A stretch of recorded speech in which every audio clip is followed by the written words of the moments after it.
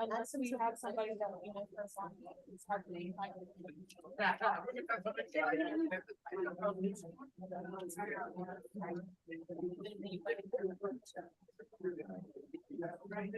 Oh, okay.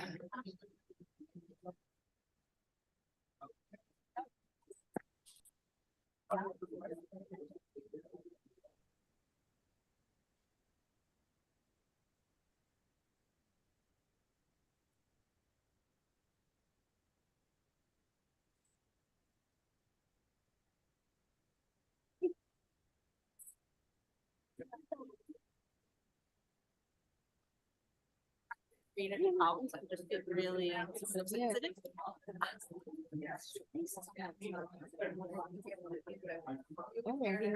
Oh, I'm getting, if you sent an email, I'm sorry, I did some.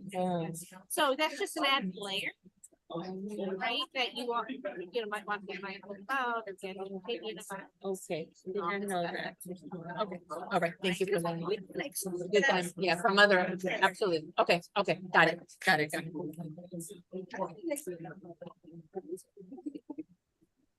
All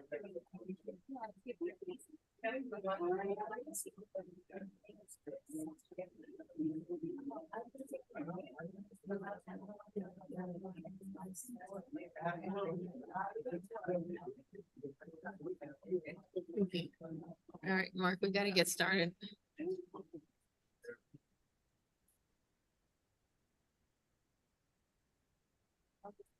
Okay.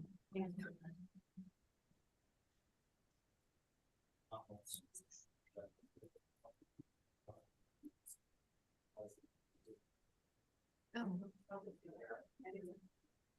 Did you do one for the name? Sure. Yeah. Oh, we'll just bring it down. Yeah.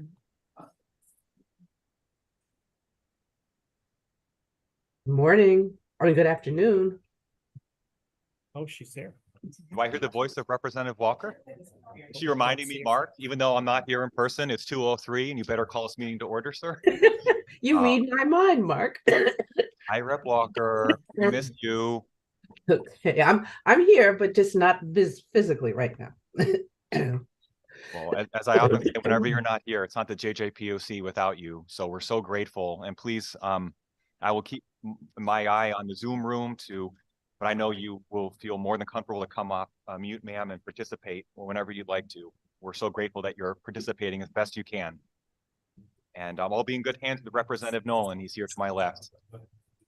Oh, good morning, good afternoon, everyone, and welcome to the November 16th meeting of the Juvenile Justice Policy and Oversight Committee meeting. I'm Mark Elka for Office of Policy Management. I'd like to allow my co-chair, Representative Nolan, to introduce himself. Sir. Good afternoon, everyone. Just excited to hear what's on the agenda and move quickly so we all can do what we got to do afterwards. Thank you. Yes, sir. Thank you very much. And as the representative said, we have a robust agenda. I have a couple of announcements to make, but why don't we begin with a bit of housekeeping, and that consists of the review of the draft meeting minutes from our October 19th meeting. I hope that everyone's received a copy of the draft minutes in the packet that the TAO staff distributed. Any questions or comments on the draft minutes before you? I'd like to seek a motion for approval of the minutes, please. Thank you, Director and Representative. Thank you. Okay, all those in favor of approval of the minutes, please say aye. Any opposed? And any abstentions? Okay, thank you. The minutes have been approved. You may remember from the last meeting that we put out a call for submission of members interested in serving as co-chair of the JJPOC Incarceration Work Group.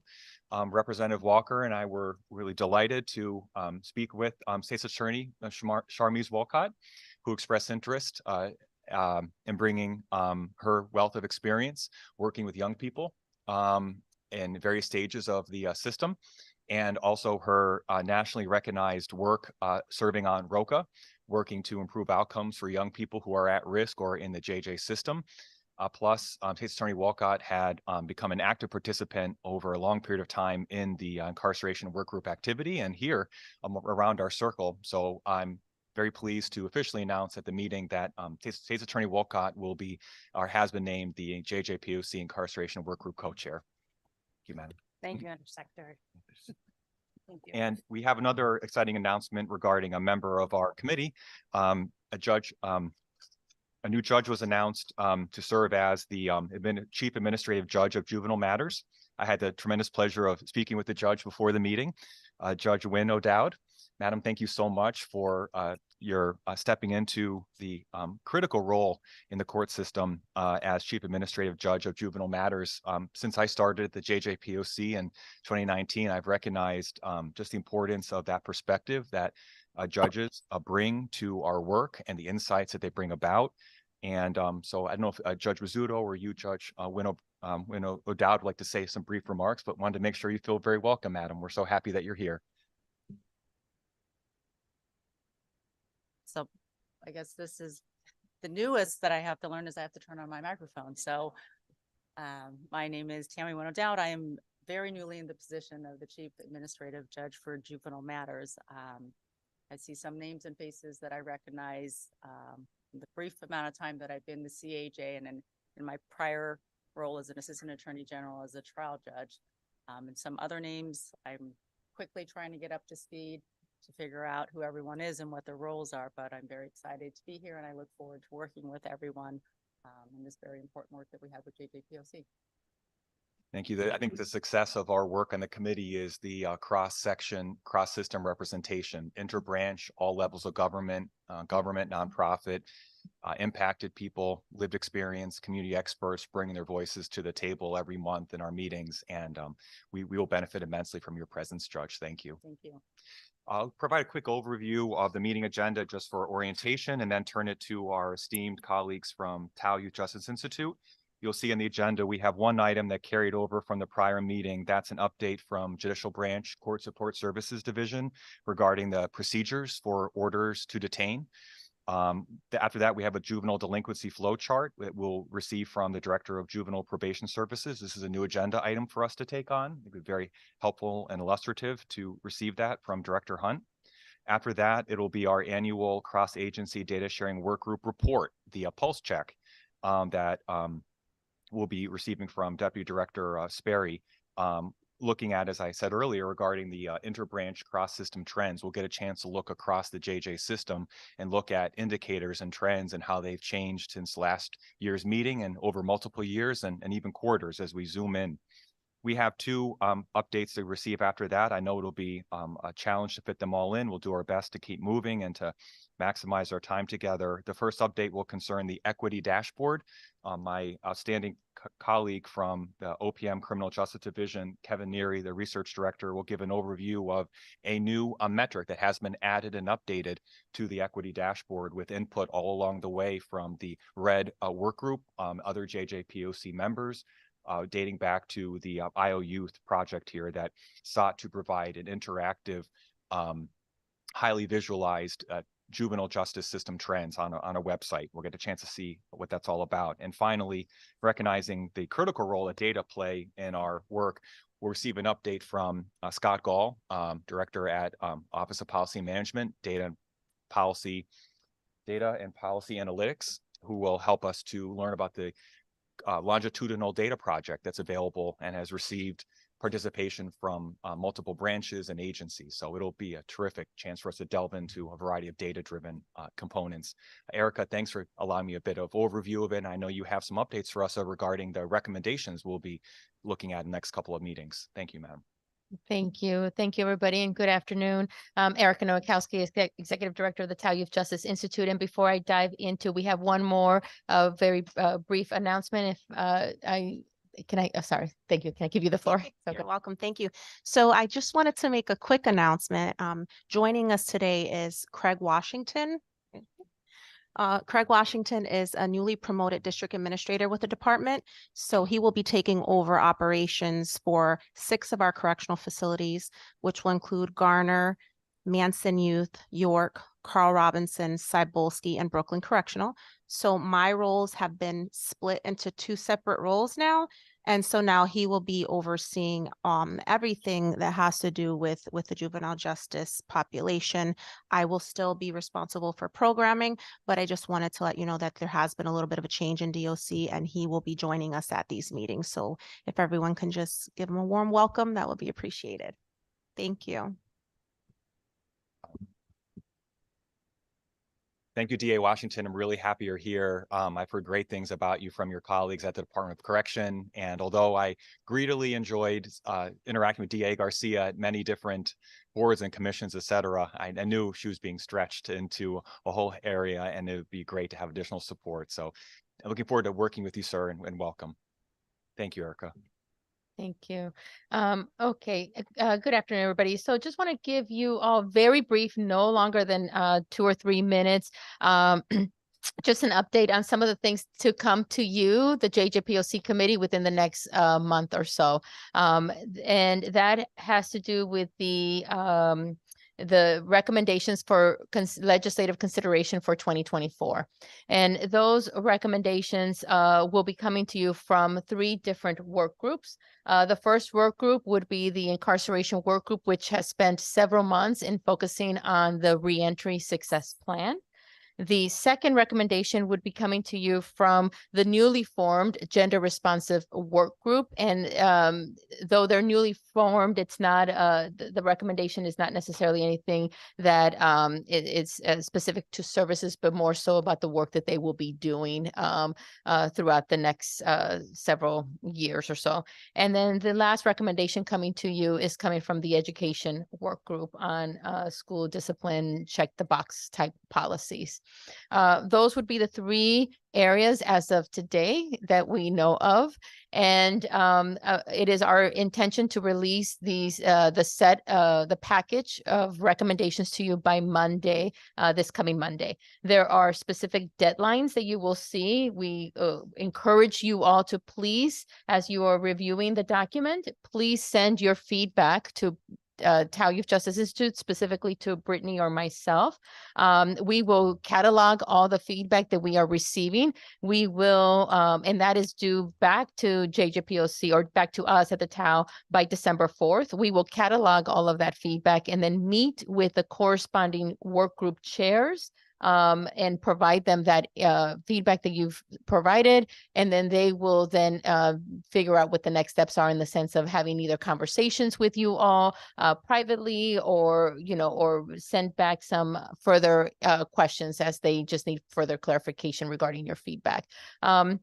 The final package, based off of after a series of discussions, the final package to the JJPOC with the amendments based off of feedback will be released for December 11th. And then we will have a voting meeting on December 14th. Please take note that the December meeting the date has been changed. So it has been moved up. So that would be Thursday, December 14th. That is the update in regards to recommendation. Any questions around that or the time and process? Okay, perfect. Okay, perfect. And then lastly, as Undersecretary Palka noted, that we have a series of presentations today, so they will have the floor. Please feel free to let us know when to turn the slide. Actually, one last housekeeping. As you know, we have converted to electronic attendance, so please scan your QR code that's on your agenda, and to make sure to note your attendance, because we are taking that on a regular basis. Thank you, Erica. I'm remembering vaguely from the October meeting, for people who are joining on their computers, do they also use the QR code to scan, or okay, the same thing? Okay. And you'll find the QR code at the bottom of your agenda. Correct. Well, I'd like to begin by saying thanks to Judge Bizzuto so much. I can't help but notice that there are several, I think 3 judicial branch presentations today. So thank you so much, Judge, for contributions. Executive Director Roberge, thank you so much. Thank you. Gary, is it okay if I turn it to you to begin the first item? And absolutely. Thank you, Director. Appreciate it. Okay. Thank you, Mr. Chair, and good afternoon, everybody.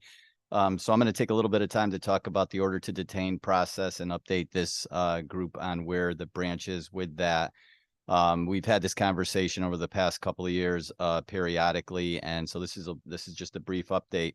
And just to again remind everybody, an order to detain is an application or an affidavit that local or state police will seek to obtain from a judge subsequent to a custodial arrest, right, to detain a juvenile that they have in custody. And when that happens and the order to detain is executed or granted, they then take that juvenile to their residential center of jurisdiction. So either the Hartford Residential Center or Bridgeport Residential Center.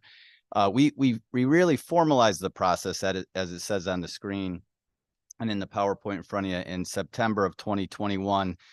There was some discussion going on at the time that orders were not being granted because the police, local or state police, did not have accurate or enough information on the juvenile that they had before them to bring to the court to get the order to detain executed and granted. So we developed the process in 2021 and formalized the procedure whereby, if you want to flip to the next page, please, Brittany.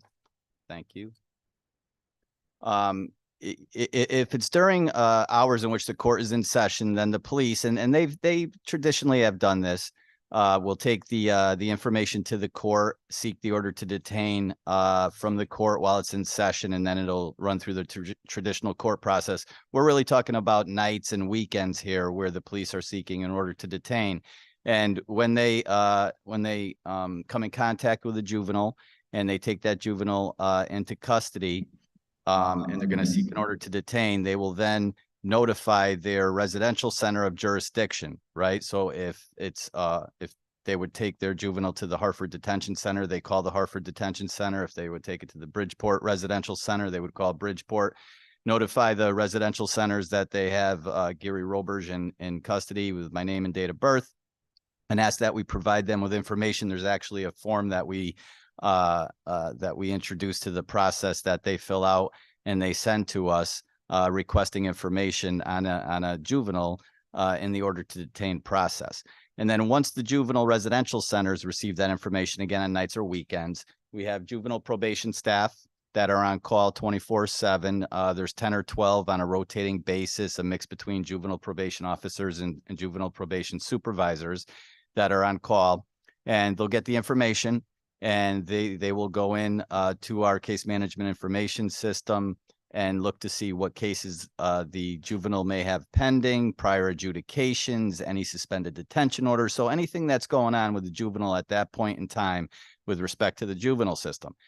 In addition to that, because there may be cases pending in the adult system that have been transferred and we don't want to miss those, we also have adult pretrial staff that are on call 24/7 that the juvenile probation staff will contact, ask the adult pretrial staff to look in the adult system to make sure that we're looking at that database as well, so that we're giving a complete, accurate record of what that individual juvenile has going on at that time, if anything. So once that's all completed, we get it back to the juvenile probation officer or the juvenile probation supervisor. And then just to ensure we know where it's going to, we'll follow up with a call to make sure that the person calling requesting the information, right? So we get a callback number. We'll call back and confirm that it's the Southington PD. And then we'll go ahead and send that information back to the Southington PD. And then they will get in touch with a judge and determine whether or not that order is going to be granted. That process, I know local and state police were concerned when we first operationalized that process. We're concerned about how long it was going to take to do all that. And typically, I think we turn it around, I know, in 45 minutes or less. So we're pretty timely in our response to police when they do take a child or a juvenile into custody. Next slide, please. So another thing that we did in the branch by way of the Public Act 22-115 is we are now providing law enforcement, so local and state police, with real-time access to certain juvenile information. And you can see that it's pending juvenile delinquency charges and any suspended detention orders or prior juvenile adjudications during the 90 days prior to the initiation of the investigation that's before them. And we do this because police tell us that they're not sure if they're going to seek an order to detain or not when they come into contact with a juvenile. So having timely, immediate access to to information is key for them. So the branch worked on this, and we've had this thing called MAJEB. It's Municipal Access Judicial Electronic Bridge. That's what that acronym stands for, right? But it's a way that we communicate our information in the judicial branch to local and state police. And we've been doing that on the adult side for many, many years. And we modified that to now account for the juvenile information that this particular statute required the branch to do. And that went into, that was implemented and operationalized in June of 2023. So now they have pretty much immediate access to that information when they come into contact with a juvenile. Next slide, please. So this is really what we're talking about today. And it's, what's happening with the orders to detain. And you can see in calendar year 2022, there were 362 that were requested and 354 that were granted. And to date, so this is old information because I was supposed to do this last month and we ran out of time, right? So actually the updated numbers this month are 325 have been requested and 325 have been granted. So there have been 0 denials for orders to detain so far in 2023. There's still some process questions that we get and others around the table get from local and state police. So what we're going to do on our end, we're going to be on the police chief executive board agenda for December. And I'll go along with some of my colleagues in CSSD and talk with the police about orders to detain and a few other things that we need to talk with them about just to make sure that they fully understand the process. And we've sent this information out to them more than once. Just to make sure that we're all on the same page. And then we will get on their full agenda when all of the police chiefs meet in February or March to have the same conversation to make sure that we, the branch, can answer any questions that they may have related to orders to detain or any of the other things that we're going to talk about with them. So that's a brief update on where we are with orders to detain. Mr. Chair, I would gladly entertain any questions if anybody has any. One, I just want to thank you for really being specific and giving the educational understanding of custodial arrests for juveniles.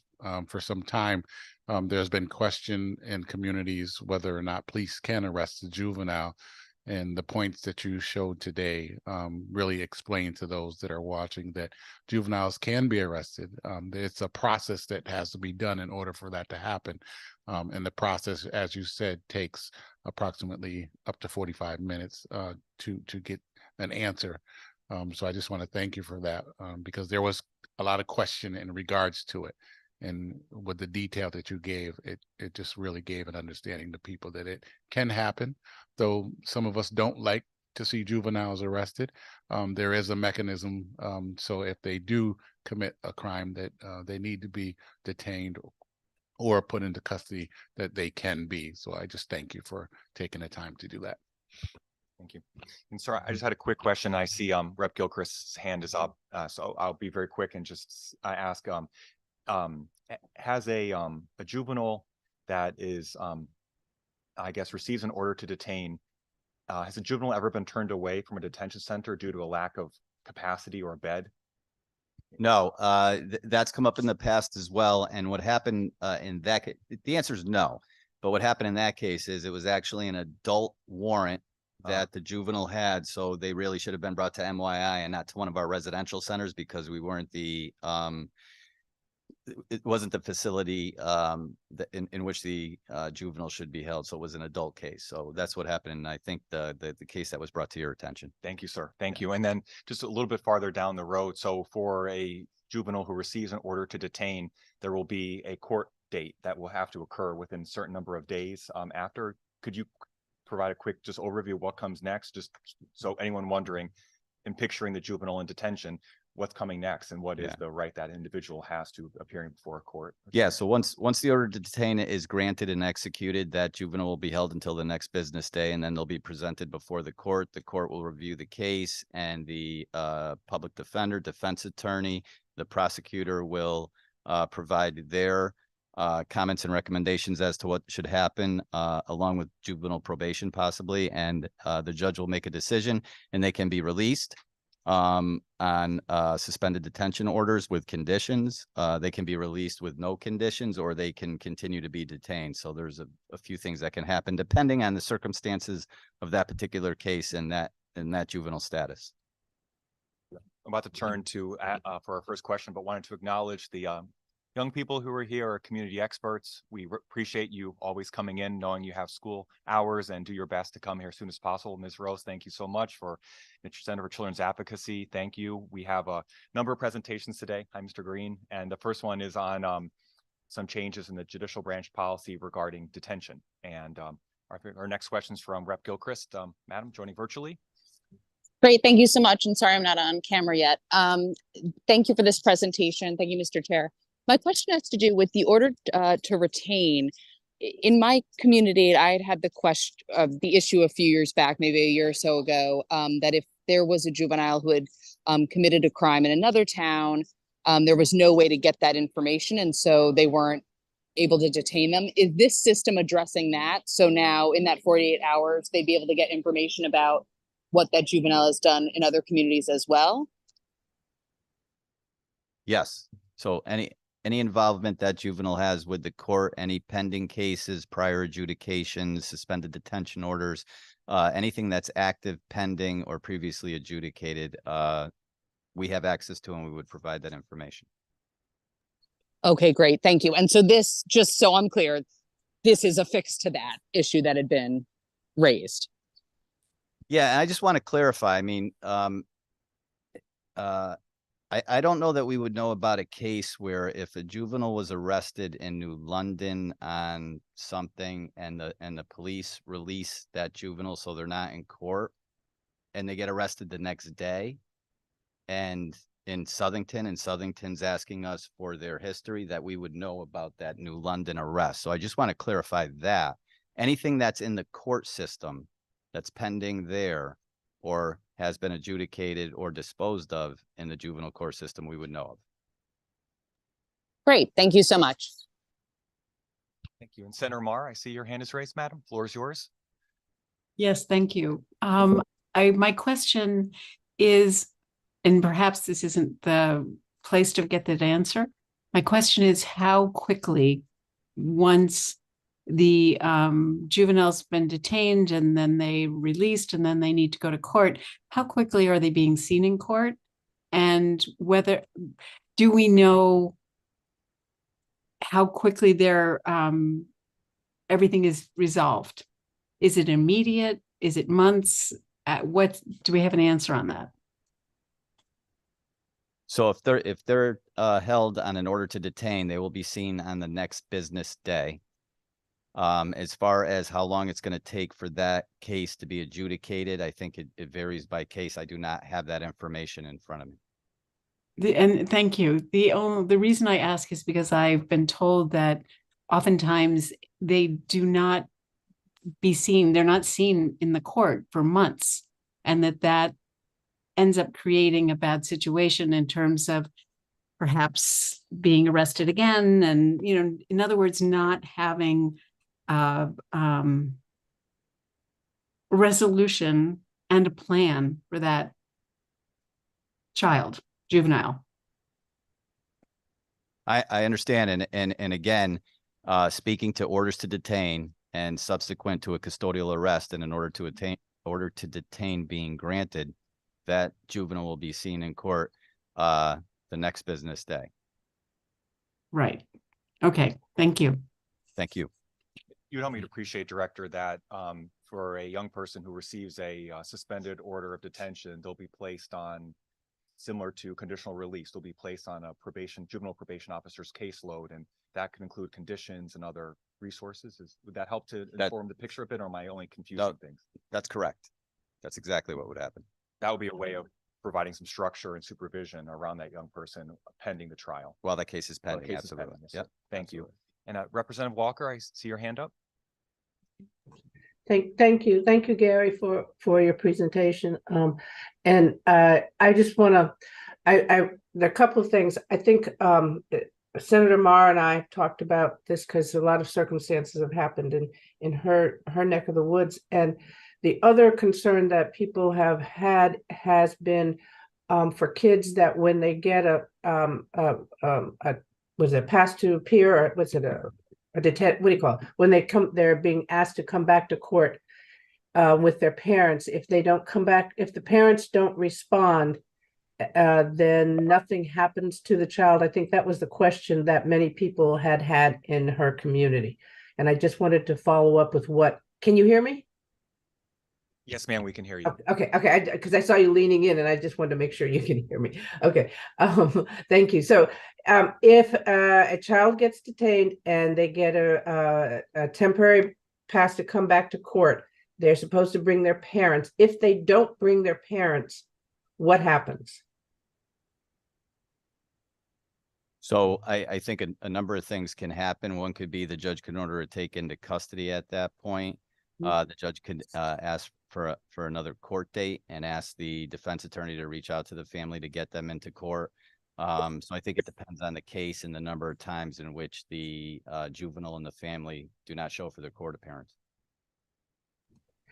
Thank you, Gary. I think that's one of the concerns that many people have right now is how we're addressing the kids who don't seem to have families that are following up behind them. And I think that's something that maybe we should be talking with DCF about, because if there's history in DCF with problems with the family, then we should be noting that and coming up with a procedure on how we address those children, because I think there are quite a few that are out there. Not a lot, but quite a few. And I also want to say to Gary, thank you so much for your presentation. And the procedure that you outlined, if I'm not mistaken, is not a new procedure. It was just a clarified procedure, because people seem to not understand or remember how to do the procedure. Is that correct? Yes, it's been in place for 2.5 going on 3 years. Right? Yeah, so we did try it, and as you pointed out, we tried doing getting that process out a long time ago, and we just seem to have to keep returning back to tell people again what the process is. I guess we need to make it an annual review for everybody. So thank you very much. Thank you, sir. Thank you. Thank you, Representative Walker. And I think that, Senator Marr's question anticipated well the next item in the agenda, which I'm not skipping to just yet, but it outlines the flow of juvenile delinquency case processing. And there are different steps along the process in which a young person is undergoing some review and assessment to determine the appropriate level of supervision and programming and services for that case. So I think there's a level of individualized review that occurs with each young person. Before we move on to that next item, though, are there any questions or additional comments on this piece? I don't see any in the chat. Okay, well, Director Roberge, thank you so much. And I always recognize the critical role probation plays. I mentioned earlier, a youth who is on a suspended order of detention is in the community awaiting a case proceeding. That person is likely to be on a juvenile probation officer's caseload. For a juvenile transitioning to the community after Region Secure, that person's on a juvenile probation officer's caseload. So very thrilled that not only we're receiving this briefing on the case processing, but you're the one to do it, madam. So turn to you next, please. Thank you. Good afternoon, everyone. The good news is I have one slide, and Gary covered a portion of it.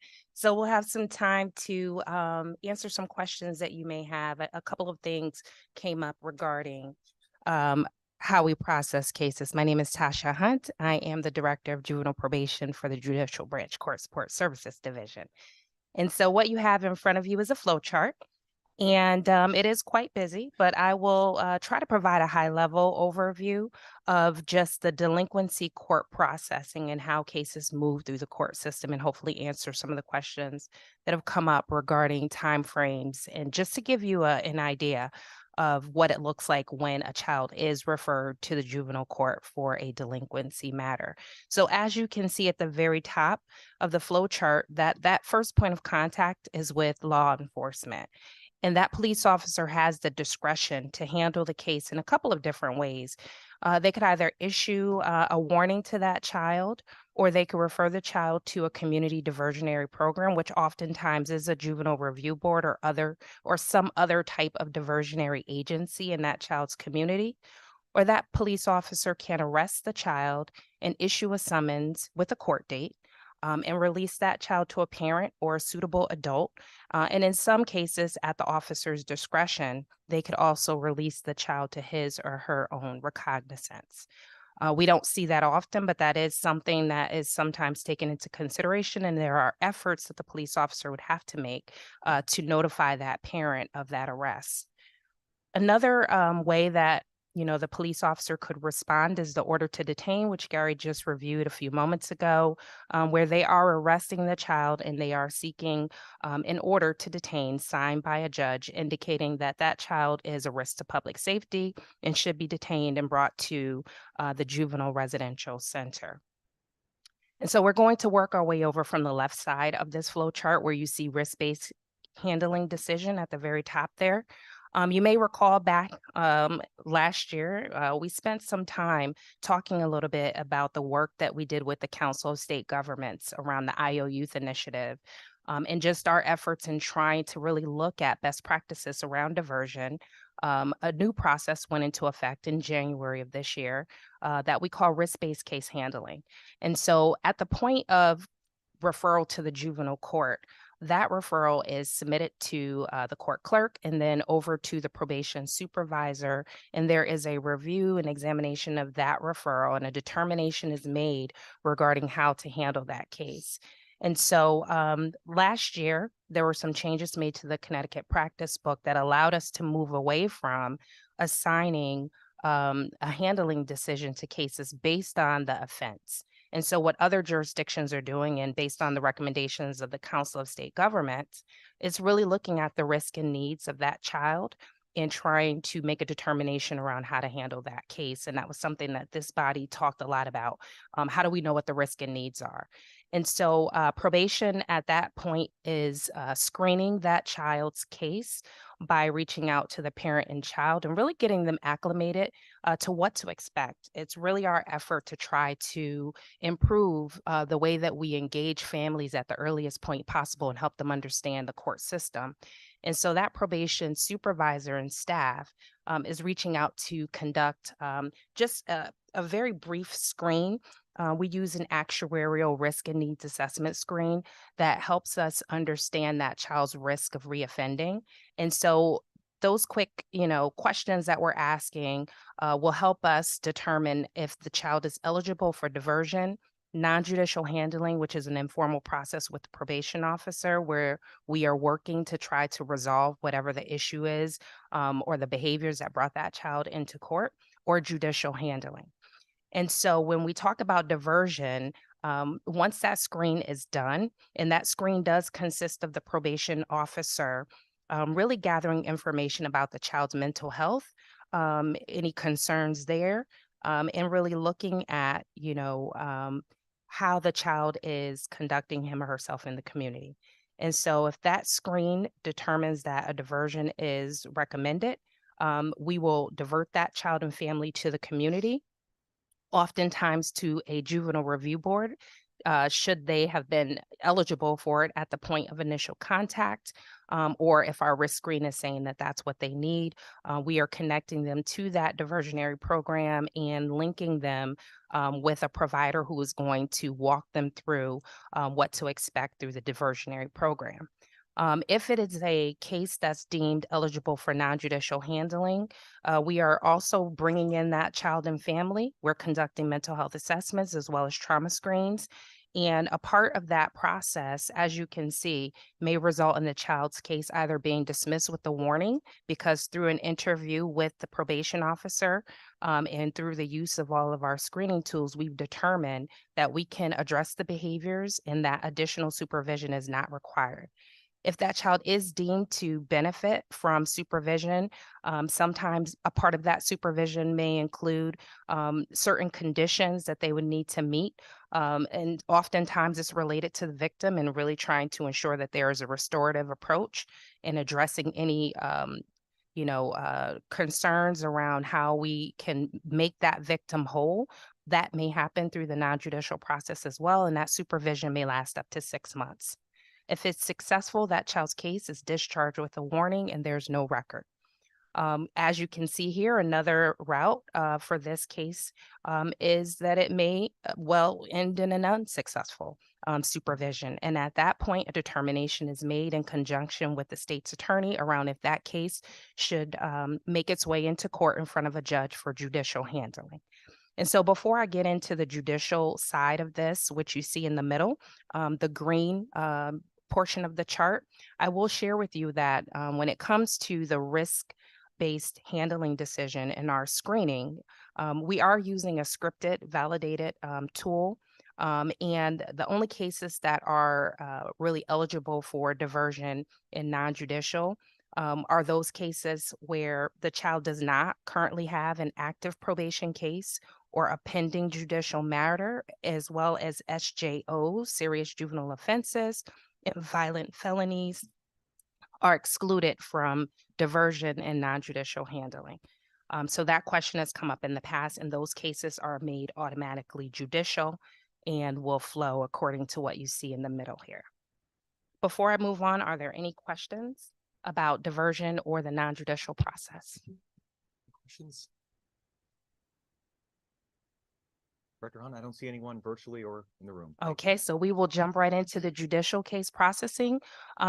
So just going back up to the top where it says order to detain, and Gary spoke a bit to you about the process, what happens when that child is taken into custody and that hearing that occurs the next business day. At that hearing, a determination may be made. Sometimes what you see to the right in red is a transfer to the adult court. When children are arrested and they are between the ages of 15 and 17 at the time of the arrest for that incident, they are sometimes automatically transferred to the adult court. And that's because they may have committed or have been alleged to have committed a Class A felony.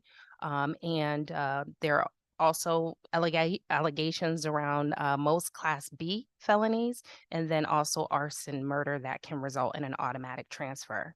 What you'll see in the next few boxes around the detention release hearing is the process by which that child is going into court, and the decision will be made regarding release. Even at that stage of the court process, the prosecutor can make a motion to have that child's case transferred to the adult court. And there is a process by which that would happen and by which a determination is made as to if that case should remain in the adult court system. If the case does not go that route and it just continues to follow the judicial track, what happens at that hearing is that a judge will make a determination as to release or to release that child with orders or without orders. And so that was one of the questions that came up recently regarding suspended detention orders and kind of what happens with that case. If that child is not released and they are remanded to detention, by law, they are to have a detention review hearing every 7 business days to determine if that child should be released. Oftentimes what's happening is that there is really planning around how to ensure a successful reentry to the community. Sometimes there may be evaluations and other things that are necessary to ensure that we have a solid plan in place for that child to return to the community.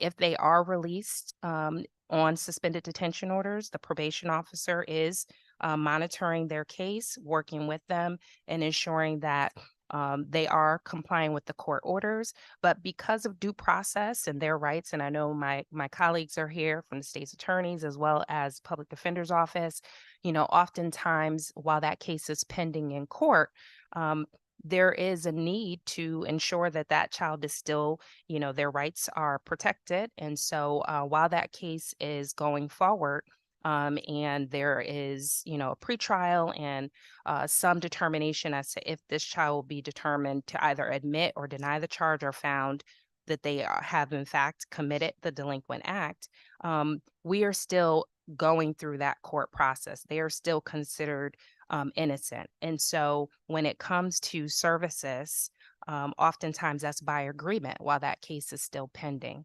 And so what further complicates this when you look at this very busy judicial process is that if a child is rearrested, it does prolong their involvement in the system because you are still investigating. There are investigators that are looking at that first offense. And then if there's a second offense, all of those things must be taken into consideration and resolved before that child's case can go to disposition.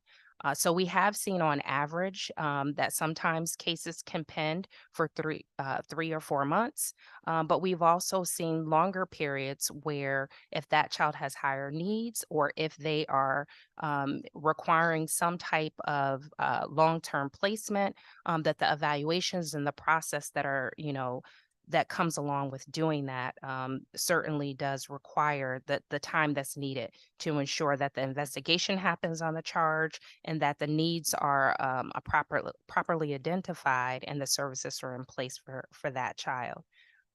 Just in going back to what you see there in the green regarding the plea hearing that takes place, during that process, if the child is denying their involvement in the incident, there are pretrials that are happening with that child's attorney and with the state's attorney, and they are trying to reach an agreement.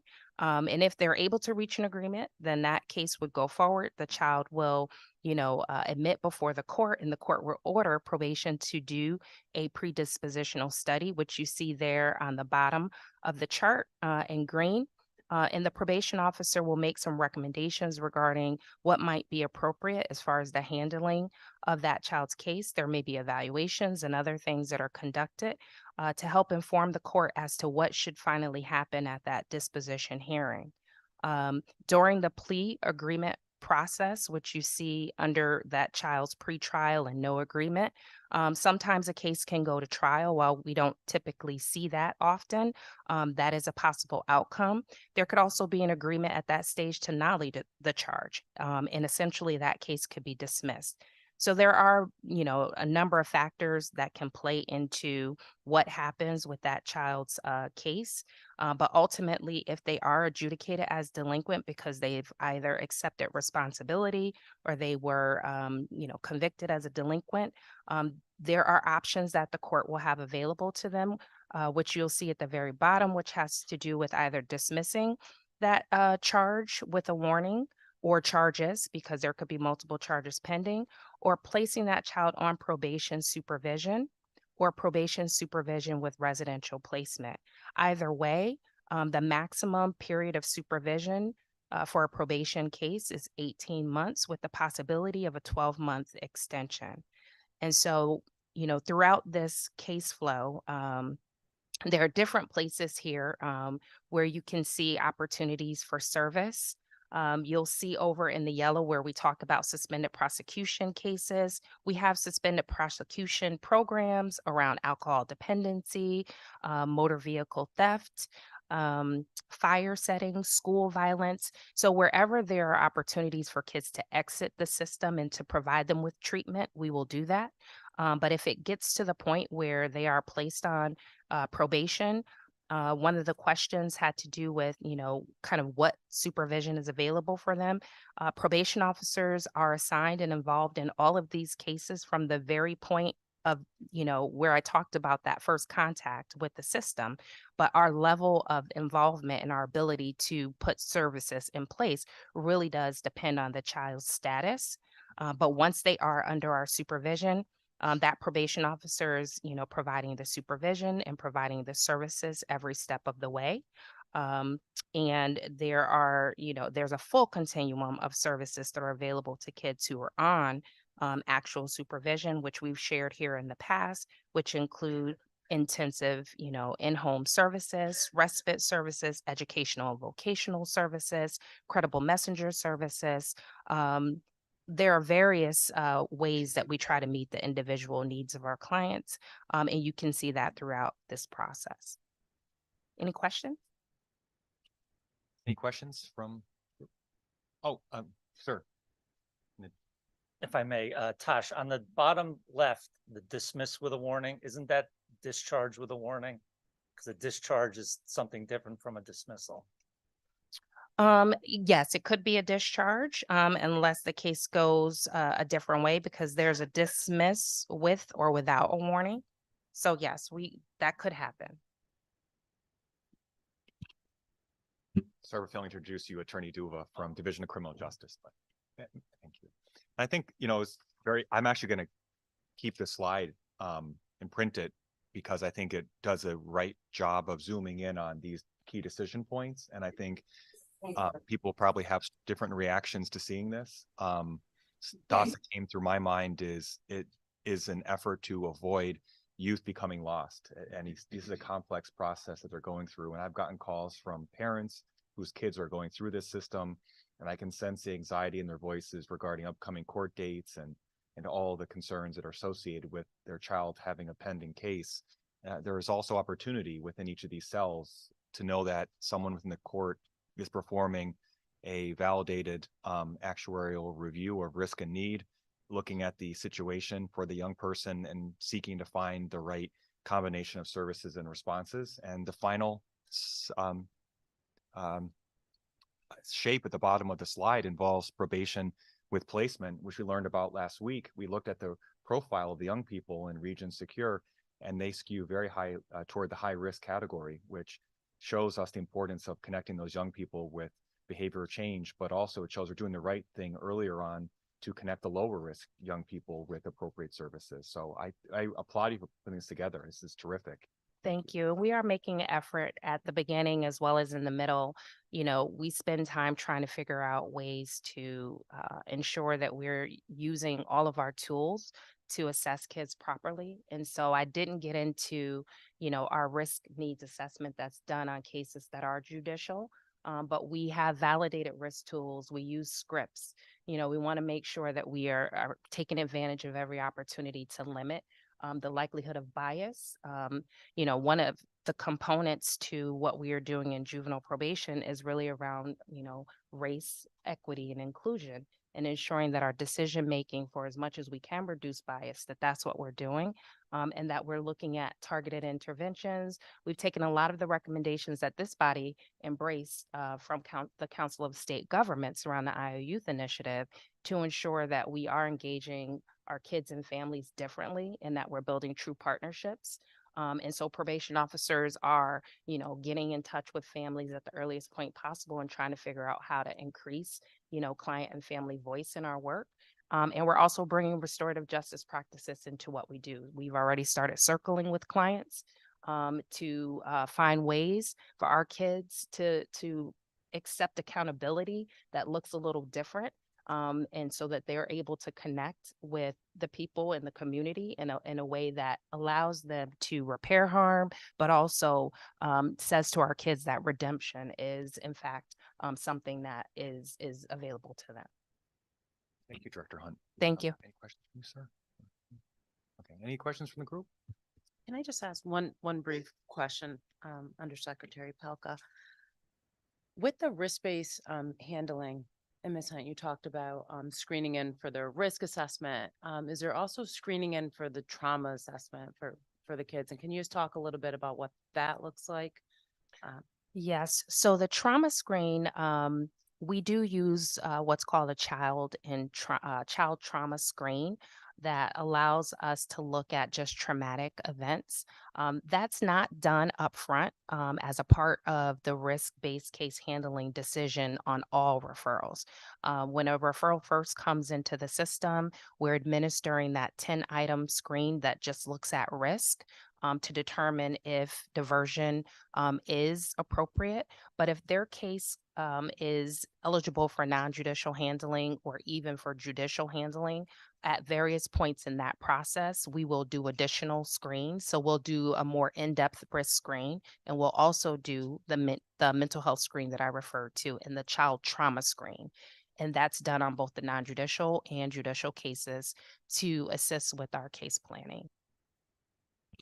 Thank you very much. I think I saw a hand from the community experts, Ms. Rowe. The public, Can we find this online? Would you mind if I tried to state your questions because the microphone, you're asking if the chart is available to the public or available on a website. Thank you. Sure, definitely. We can make it available. Certainly it's a part of this packet. If it's something that you would like, we can make that available to you. From the JJPOC side, this is part of the presentation and is posted on the Connecticut General Assembly website under JJPOC. but let the judicial branch consider appropriate places to post it on their website. And it's also part of the newly updated JJPOC orientation manual. Oh. It's right in that packet as well. And we will make sure, if we haven't done so already, to post the JJPOC orientation manual that you all should have received in an email, but we'll post it on the Connecticut General Assembly website as well. Orientation manual and today's presentation. Thank you. Commissioner Durantis. I also want to commend CSSD for the very informative flow chart and just stepping through all of those, because I saw all of the different points of diversion that we might be able to work consistently with you on. I wonder, as we have been sharing, so just so the body knows, we have been sharing since the last time DCF presented, ways at which DCF and CSSD can share data and information about the kind of overlap of kids that might touch both of our systems. I wonder if there are other points of vulnerability that you all have seen throughout the process that this body might help us become better thought partners on reinforcing, as you've kind of stepped through and laid this all out, because it's pretty comprehensive and it's very much appreciated. I do. I think that there are, what this chart doesn't show is the collaboration that already is in place, particularly in our local field offices where probation officers and DCF social workers are working together on how to, really address the needs of our families that we're serving. So I do think with our recent implementation of child and family partnerships, that there may be some opportunities there for us to look at some of the practice that we've done in the past, like, around our case review team meetings and just the collaboration that we've talked about in recent meetings with your leadership. I think that a lot of that is embedded in this flow chart. And if we were to just revisit some of those things, it would really serve us well, particularly as it relates to, our kids that are kind of early on in their court involvement and opportunities for us to divert them from the system. Thank you very much. Great to end on that note of interbranch coordination and collaboration. Thank you. Thank you very much for that presentation. It shows that the slide gives such rich information to focus on. And if that is more of a microscope looking at the movement of a juvenile case through the court system, we're going to zoom out maybe with binoculars now, benefiting from a presentation from the Deputy Director of Information Technology, Brian Sperry. But I believe that we'll receive some opening remarks from Brian Hill. To you, sir. Yep. Thank you, Undersecretary Pelka. So for the last, I think this is our 9th year of doing this fall presentation to provide some context to the committee. Our goal in each of those presentations is to provide you some trends that are going on in the juvenile justice system. We've taken some different approaches over the years, some with success, some others we could certainly have done better on in past years. I think this is one of the most informative presentations that we have to date over those 9 years. You may recall last year when we came before this committee in the fall, we focused on how we had emerged from the pandemic and some of the real oddities that we had seen in the data over kind of pre-pandemic and through the 3 years of that experience. This year, we're zooming out a little bit and really looking at data over a longer period of time, about 10 to 12 years or so. That varies in some of the slides. But really, we hope that this provides you with kind of as our slide says, a pulse check of where we're at in the system. And I'm the happiest guy around the table for the last 2 years because I had been presenting this information for many years, and I'm very happy to hand this off to my very longtime colleague, one of the most talented people that I know in state government, who's going to walk us through the next several slides, Brian Sperry from the Court Support Services Division. Thank you, Brian, for that introduction. Good afternoon, everybody. My name is Brian Sperry, and I work at Judicial Branch's Court Support Services Division. I'm here today on behalf of the Cross-Agency Data Sharing Work Group, and it is my pleasure to update you all on trends in the juvenile justice system. Unfortunately, I have many, many slides, but we will try to keep it moving today. So when we presented this information 1 year ago, we focused on the impact of the COVID-19 pandemic on the justice system. And in the last year, as that impact has lessened, we were, as Brian had mentioned, we're really returning this presentation to the portrayal of those longer term trends. So therefore, today we'll be looking primarily at annual juvenile justice trends from 2010 through September Q3 of 2023. These descriptive statistics are intended to depict system changes over time and to provide context to the committee, and are not necessarily an evaluation of any program or system. Oh. Our first slide shows the total number of annual delinquent referrals to juvenile court. The 2023 bar represents that we've got 4,866 referrals through Q3 and estimates another 1,484 for Q4. 2023's projected total of 6,350 referrals is over 19% lower than the referral volume in calendar year 2019. We can see that since adding 16 and 17-year-olds to the system in 2010 and 2012, the number of referrals has fallen every non-COVID year since 2013. The system in 2023 is projected to be just 53% the size it was in 2013. And court referrals have averaged a 6% contraction by year over the 7 non-COVID years on the slide. It's not possible to attribute these reductions to any one initiative using judicial branch data. But the reforms that have been driven by this group really have cut the size of the juvenile justice system in half in 10 years. Next slide. Looking at annual referral data through the lens of race and ethnicity, we can see that the proportion of Hispanic youth has contracted over the past few years. More specifically, in the last 2 years post-pandemic, the number of Hispanic referrals has not increased in the same way that it has for white and Black youth in the system. There does appear to be some geographic aspect to this.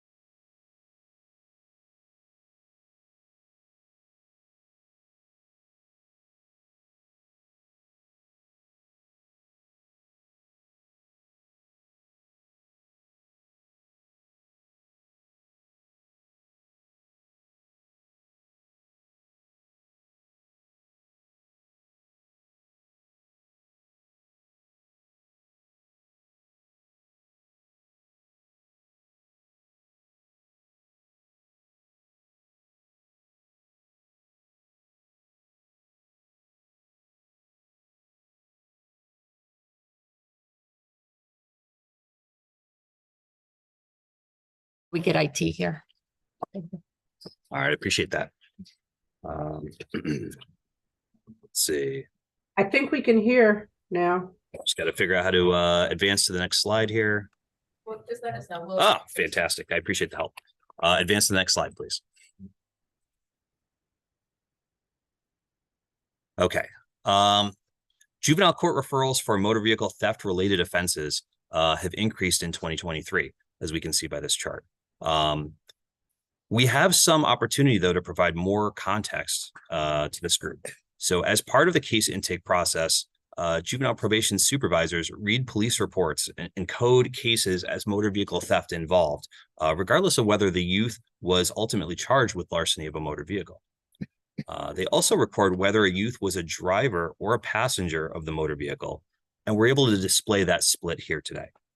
What we can see is that while the overall number of court referrals relating to motor vehicle theft have increased, those increases can be primarily attributed to referrals for passengers of stolen vehicles. If we consider the arrest of a driver to be a proxy for the number of stolen vehicle arrest events, we can see that 2023's figures are in line with some prior periods. Next slide. This increase in court referrals for passengers in motor vehicles does have a geographic component. And here we're depicting the splits of drivers and passengers between the larger cities of Hartford, New Haven, Bridgeport, and Waterbury, with those of smaller jurisdictions. And what we can see is that while it's increased in every jurisdiction, the impact is greatest in those larger cities. Next slide. I'm so sorry. Thank you for your rapid response. Does Brian need to keep his microphone off because he's on Zoom, or could he do both? Do we know yet of that? You can do both. Okay. Right now, the people on Zoom just can't hear what you through the microphone, but they can hear him through the computer. Oh, all right. The microphone works for in here for all of you guys. It just won't work for both on Zoom. Taylor, thank you so much. All right. Sorry, Brian. No, thank you. The mic is back on. Digging deeper and looking at large cities individually, we can see that New Haven Court has seen the largest increase in referrals for passengers in 2023. The first 3 quarters of 2023 are 50% higher than all of the passenger referrals in 2022. Hartford has also seen, a 200% spike in the first 3 quarters of 2023, though on much smaller numbers. So we see 26 in all of 22 to 84 in the first 3 quarters of 2023.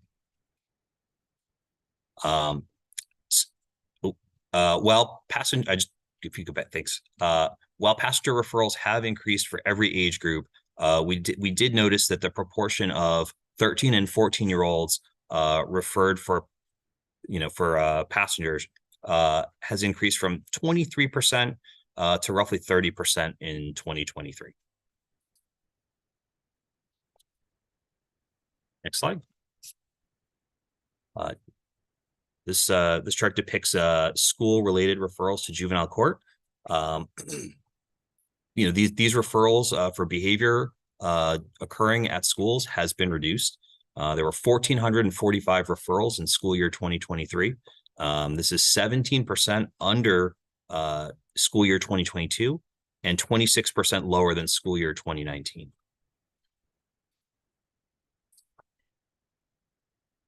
Slide. The number of admissions to predisposition detention continues to fall. We estimate roughly 850 admissions through the end of 2023, though this depicts 673 through Q3. And that represents a full 65% decrease in admissions from 2013. Next slide. The result of all of these reductions is that there are fewer youth involved in the justice system on any given day. This chart looks at the number of youth with cases either pending in court or supervised by probation, and we can see that roughly 2,300 youth were involved, during pre-COVID quarters, and that number has fallen to roughly 1,700 on any given day in 2023.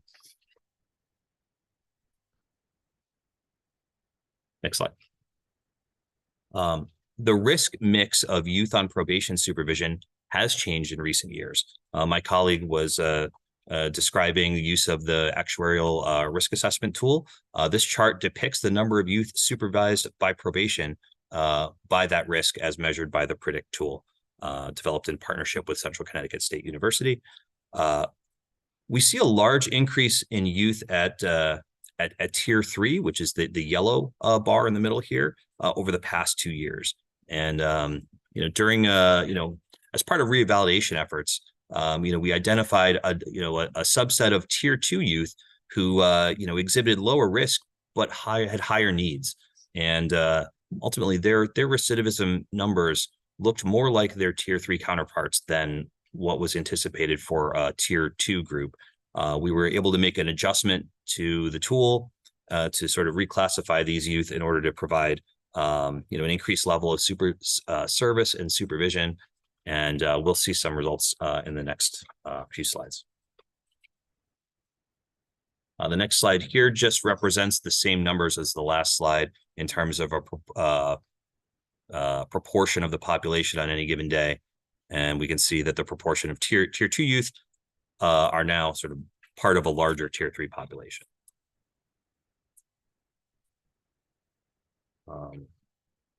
This next slide looks at disposition orders to probation with residential placement or regions. We can see that number has remained relatively stable in recent years and quarters, with volume staying under 20 disposition order events per quarter.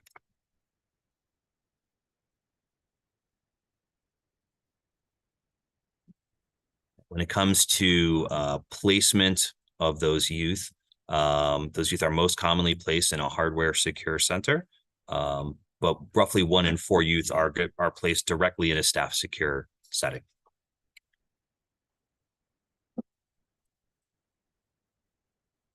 Fine.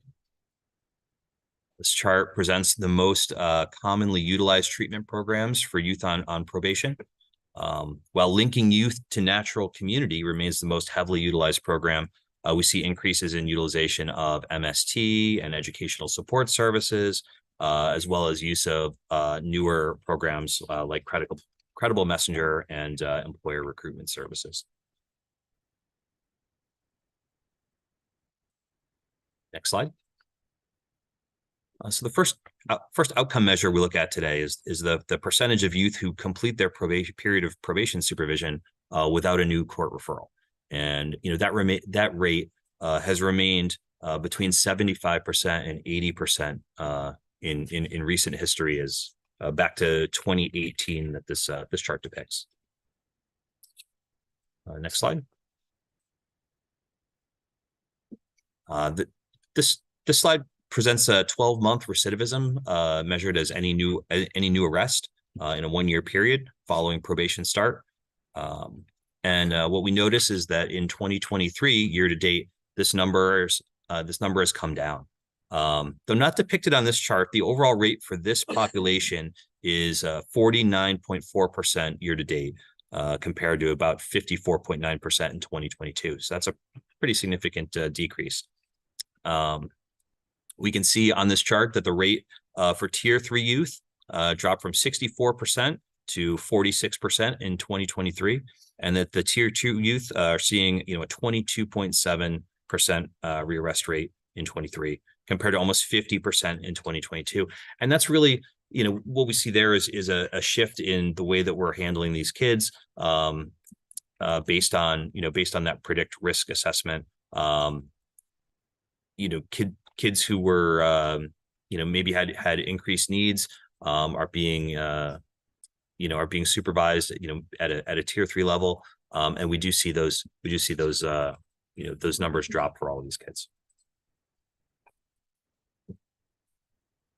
Oh, and I did want to mention that the smaller tier 4 and 5, smaller number of tier 4 and 5 youth here are arrested at 72% in 1 year in 2023. This is comparable with information that DSG provided to the group last month on youth in the regions program and other high-risk youth on probation. We're nearly. That'd be fine. I'm almost done. And it's the last. Maybe we'll have a gentleman. Yeah, good. Thanks. And my last slide here on adjudication rates.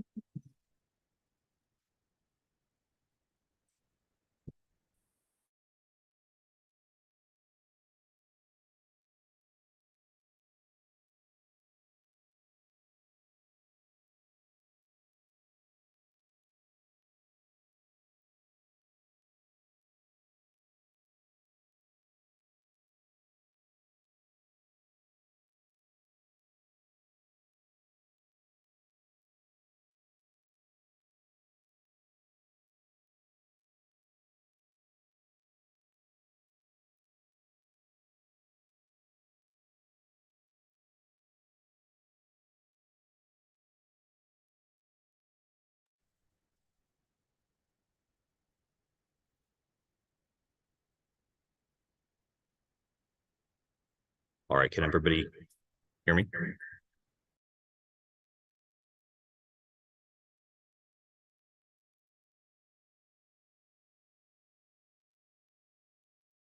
Sorry.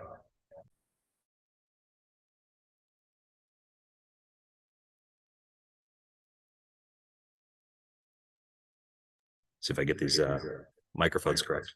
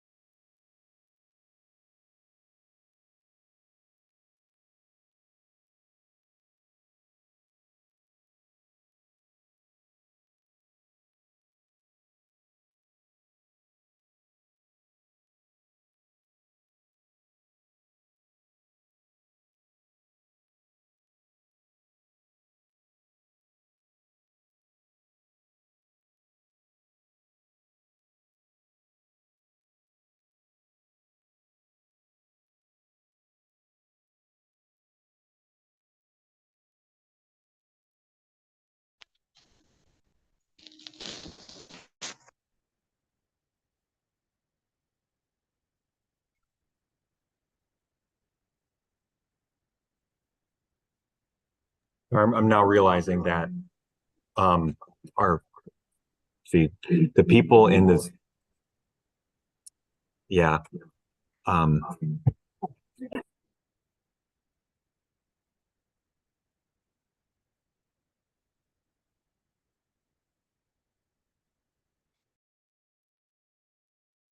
Mark, we can't hear you.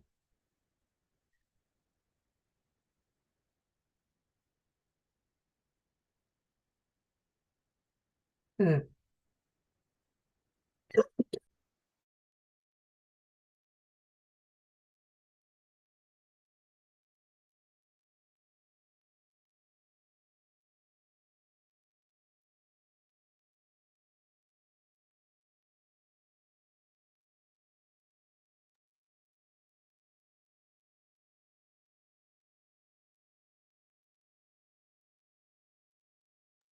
Testing. Hmm. Yes. Yeah. So I think that's a challenge, is that when my computer is unmuted, they can hear me in the virtual room, but there's echo here in the room. No, sir.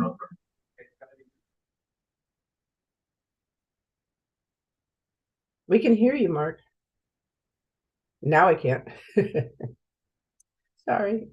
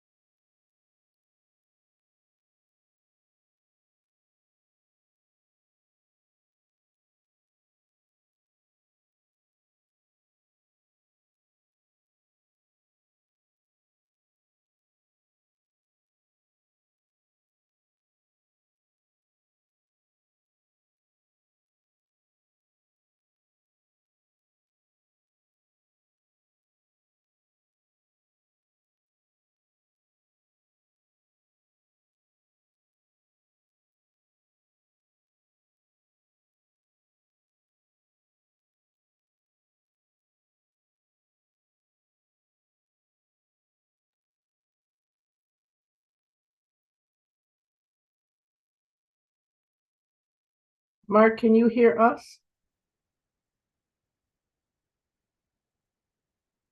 Yes? I can't hear you. Okay. Can you hear me now? Yes, I can. And then you just went off. Oh, what's the good question? How about now? Can you hear? Yeah, that's. Can you try another microphone? Just don't use that one that gives you the 2 feeder. Yeah. Try it again, please. Hello. No.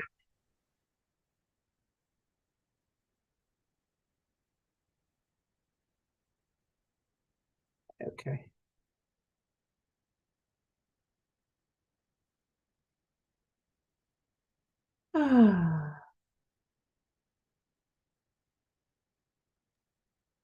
Testing. Yeah. You can hear me, Rep Walker, right? But there's feedback. Yeah. Nope. No feedback right now. Keep talking and I'll tell you. I didn't hear any. I think we may have to tolerate feedback in order for the virtual room to hear us. You're okay with feedback. There's no, I'm not hearing any feedback right now. Okay. Will do. Thank you. Yes, indeed. Keep IT there. Hold them hostage.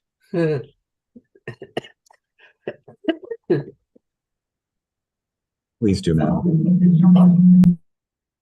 Uh-oh. Nope. It's off again. I think there's a short in your microphone, Matt or Mark. I think there's a short there or something. I really do. Either that or your computer.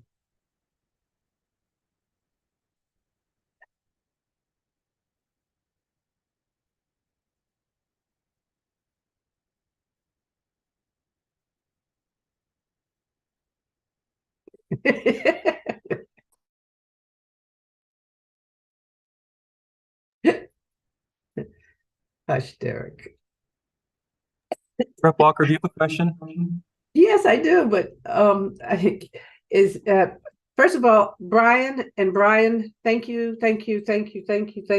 The information you gave us in these slides was amazing. I'm sure that the dialogue that you gave with those slides was just as good. But the one thing that I will say that I'm very interested in, and I think I'd like to talk to SDE about the most, I think the report that came out, getting young people back in track, demonstrated that there were higher population dropouts in certain areas.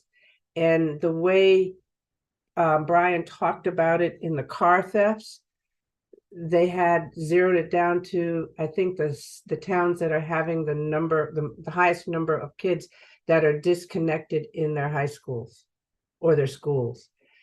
And that, I think, needs to be carefully looked at, because obviously the focus needs to be where there seems to be experiencing the biggest disconnect, because those kids that are disconnected obviously are without direction, and we need to focus on that. So I just want to thank you guys for the presentation you did.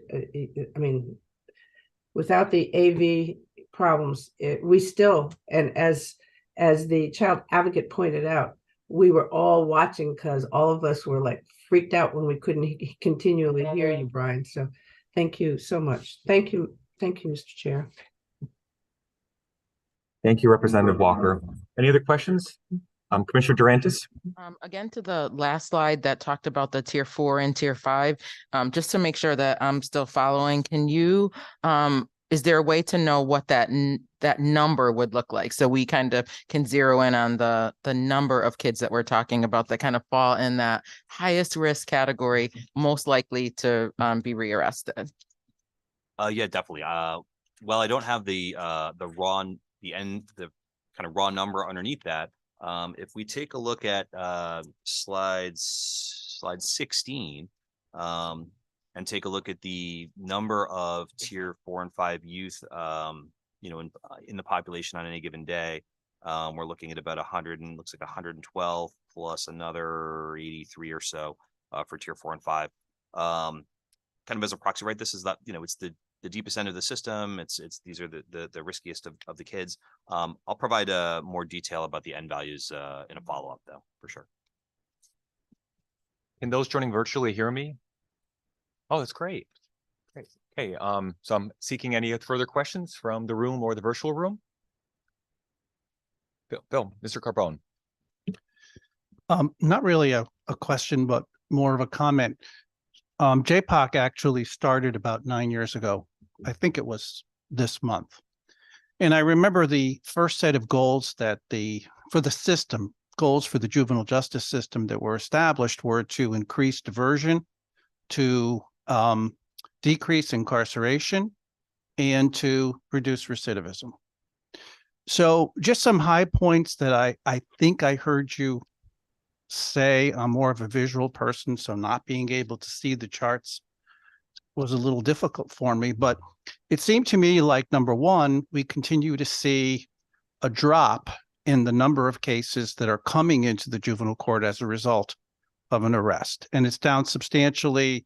I forget the percentage from where we were 10 or 12 years ago. I suspect if we went back 20 years, 25 years, it would be a really steep decrease in the number of kids who are being arrested in our state.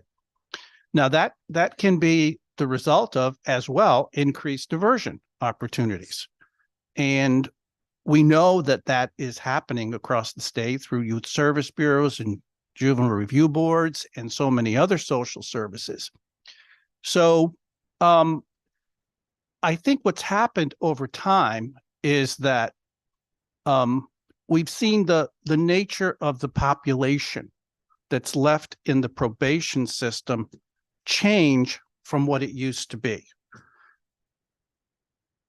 If you went back to the beginning of JPOC, the population was, I would say, not as serious as it is today, not as prone to rearrest as it is today. Why is that the case? Because there's fewer arrests and there's a lot more diversion going on. So when we look at the recidivism stats, I think we need to put them in proper context. I don't think they necessarily bear resemblance when we look at the kids in 2023 to what the kids were in 2013. In terms of seriousness, in terms of complexity, in terms of school issues and whatever. But I wonder if, and I raised something like this at a previous meeting, I wonder these sort of hard to change kids that we see at these upper tiers of your assessment tool, if we need to look longer than, say, a year after they complete probation or 2 years to really measure their recidivism rate. I mean, I heard a really, a very, very good lecture. In fact, we all did. Dr. Elizabeth Kaufman, she came to Connecticut. You probably remember her from University of Southern California. And she said, in my study, they all age out except a very small group of 6%. Some age out sooner and some age out later. And I would love to know if that's the case with these upper tier kids that we're seeing. But overall, I would just have to say, I think the promise of JPOC is being fulfilled in these statistics 9 years later. We're seeing what the commission was actually set up for. And I hope, Representative Walker, you can hear this because, it's certainly a testament to the work that you did to get it created.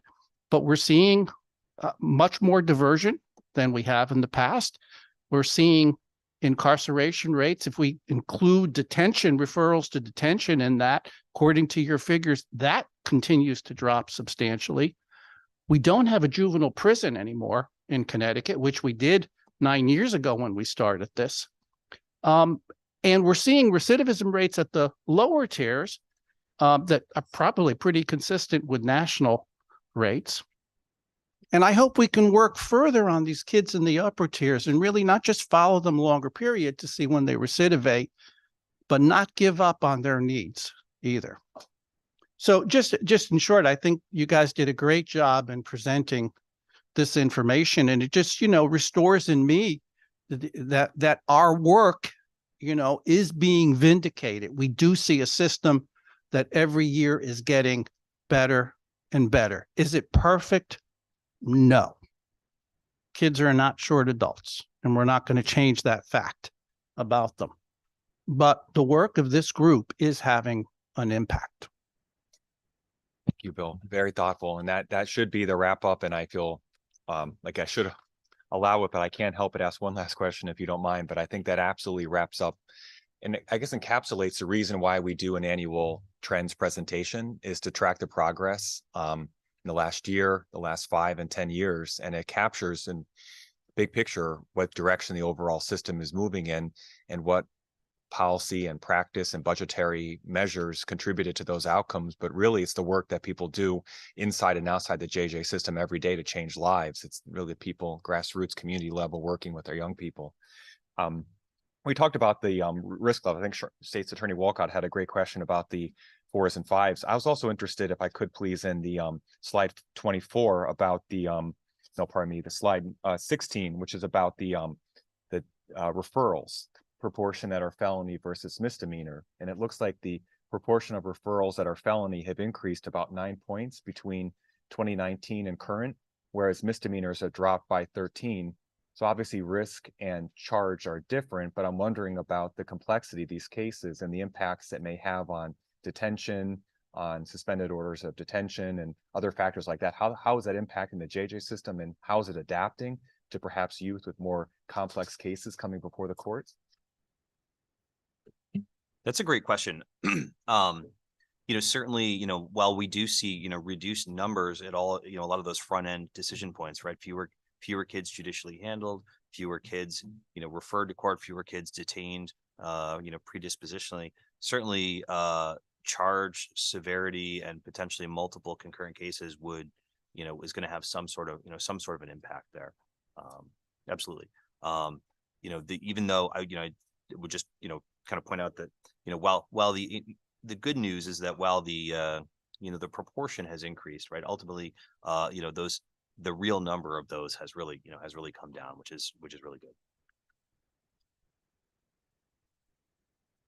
Any other questions from virtual or live? Thank you. Thank you very much for your hard work that went into that. Thanks for sorting out the AV for my colleagues. Oh, I'm so sorry. You were so flexible and adaptive. I felt so embarrassed. Every time you're getting going again, here comes Mark with his microphone and his computer trying to halt progress. So we are back on track though. And the next presentation, I'm wondering if is from Kevin Neary and Maurice Reeves, both from OPM, Criminal Justice Policy and Planning Division. And this project is a product of years of work in the JJPOC regarding the setup of the equity dashboard. And I cannot do it justice in the way that Kevin Neary and Maurice Reeves can, so I'll turn to those gentlemen for the next item on the agenda. Good afternoon, everyone, and hopefully those online can also hear me. So hopefully we'll keep that going as well. So I'm Kevin Neary. I'm the Research Unit Director at the Office of Policy and Management's Criminal Justice Policy Planning Division. And I'm speaking to you today more as the kind of project manager of the ongoing collaborative effort to build out the equity dashboard. As those of you who have heard me speak about this at prior JJPOC meetings, this has been a multi-year kind of collaborative effort, both with OPM and the Judicial Branch, Court Support Services Division, as well as within OPM, also the Data and Policy Analytics. And that's really on the technical side. We've also been working with many stakeholders here in the JJPOC to develop this tool. And so the goal today is just to provide a very brief kind of update on the ongoing work. The last time we were here was, I believe, in the spring of this year to announce kind of the launch of the initial measure of the dashboard and the public site. So next slide, please. And so just to kind of update everyone on the progress since then, we did go live in April of 2023 with the first measure, and that is the delinquent referral measure.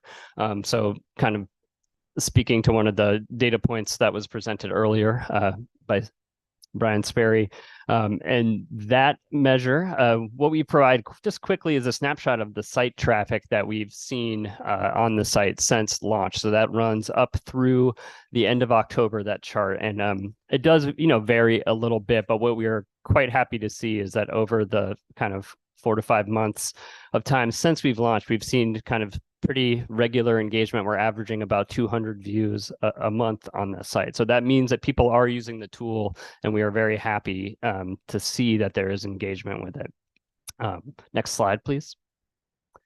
So since we've launched, work has obviously continued, particularly by the project team. Again, mainly OPM side is the Criminal Justice Policy and Planning Division's research unit, as well as the Data and Policy Analytics unit at OPM, who help support the open data platform and the dashboard hosting itself. And we've kind of been working on 2 tracks concurrently at this time. The first is, again, to continue to try to improve and update the first measure that was launched. That would be delinquent referrals again.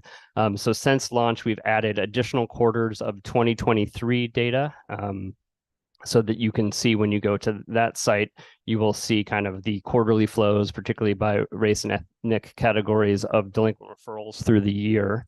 Hopefully I'm still coming through. You are, don't worry. Perfect. Yes.